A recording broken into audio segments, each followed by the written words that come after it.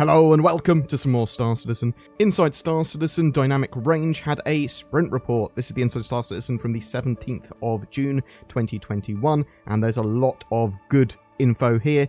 They've been working on various new brands and corporations in Star Citizen. So Eclipse Mutual is a health insurance company that sounds like it may protect you better when you respawn, having less damage to your clone and less visible scarring and actual injuries and better replacement limbs, things like that. This will affect things like the amount of times you can respawn and where you can respawn and the visible damage to your clone. We should see this a bit more in Alpha 3.15, so the Q3 2021 patch. We're going to learn a bit more about this in a future Inside Star Citizen as well, as we get more of the medical gameplay built up for that. Interestingly too, eclipsemutual.sc, which appears on one of the little cards in the video, appears to be a real website address, but I couldn't confirm the actual owner of that domain, if it is Star Citizen or one of their shell companies, whatever. Some of the other companies mentioned were TCB, the Tax Collection Bureau, and Cousin Crow's Custom Craft. The TCB are a branch of the UE government in charge of tax regulation, legislation, and, well, collection. They appear to run missions for people that are in debt or unable to otherwise pay their taxes, and probably missions to collect taxes. So that'll be quite interesting. Cousins Crow's, which has got a huge amount of alliteration, is a ship painting and specialist mod shop. It sells crew uniforms and accessories for your ship.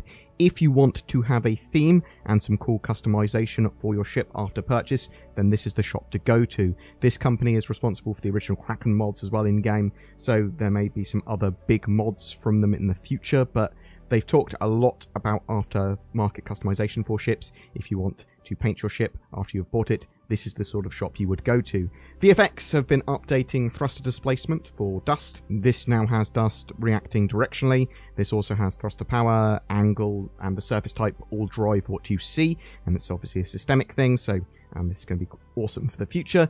Fire has seen more progress too. Directionality for this has also been a focus, with both fire and smoke seeing external forces affect its movement, spreading, and general look. This is going to be awesome for things like fire extinguishers and ship decompressions, opening like a door to flush out a fire. They also showed venting of smoke through a ship's sort of vent system via the sign distance field tech, or at least using that to help drive it. The Retaliator is receiving further updates ahead of its modularity. It was supposed to get modularity in 3.14, but that was pushed off the roadmap.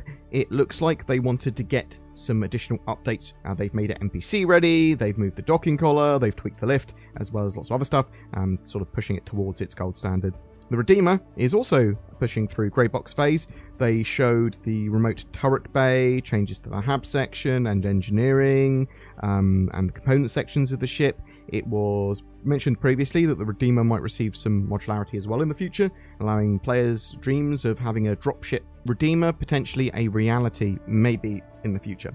The Ares, Ion, and Inferno continue to get work. The Mercury and Hercules basically mean that the ship is coming together very quickly. Those ships have helped flesh out the pipeline for Crusader ships, and there's a lot of assets to draw on from.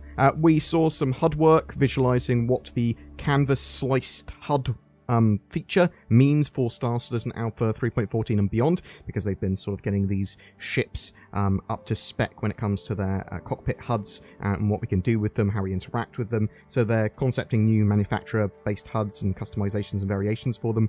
We can see the Drake HUD here, which is actually very simple and what I would expect from Drake. It is sort of like one of the concepts that they're trying to push forward. The goal is to get more of a diversity feel between different ships and their manufacturers as well. They are working on loot generation and looter mechanics and how that all works with player inventory updates that are coming soon. Environment work continues with prop placement plans for colonial outposts, at least on their exterior. White boxing of hospitals at Grimhex is receiving work, as well as white boxing work on smaller station clinics. Horizon has seen more passes with its lighting and getting that new landing zone looking great. Next week, we're going to see a deeper dive into the first iteration of that landing zone and what's planned to be released with Alpha 3.14. And yeah, I'm really looking forward to the initial release of that landing zone and the sort of 3.14 wider PTU or any form of PTU that we can report on. Boom! That's it for the sprint report. What do you think of potential health insurance mechanics? What kind of aftermarket customization do you want to see from Cousin Crows? And when do you think we're going to start to see that in game? Do you think we'll see modularity for the Retaliator appear on the roadmap anytime soon? And what about the Redeemer? Do you think you're going to be able to make that into a viable dropship in the not too distant future? Well, after it's been re-released. For those of you asking a likely date for 3.14 Live, I suspect it's middle of July. And that's when my sort of gut feeling would tell me. What do you think, though? Whatever your thoughts, I'd love to hear from you in the comments below. Oh, what's this? I just found all your search history online. You filthy boy, buying spaceships and going on Ship Hub. Zin, show a picture of a sexy ship or something. You should have used NordVPN. It's a VPN, obviously, and it has my seal of approval because I shill for them. Use the links below to get a discount and help protect your data, identity, privacy, and to help with online accessibility.